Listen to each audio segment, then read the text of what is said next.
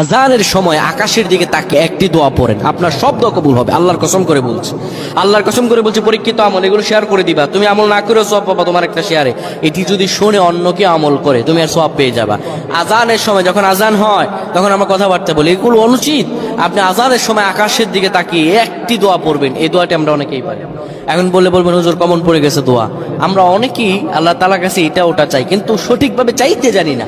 সঠিকভাবে কোনো ব্যক্তি যদি চায় আমার আল্লাহ তাকে দয়া করবেন। আল্লাহ বলেন, বান্দা উদউনি আস্তাজিব লাকুম, আমার কাছে চাও আমি আল্লাহ সব দিয়ে দিব। সুবহানাল্লাহ।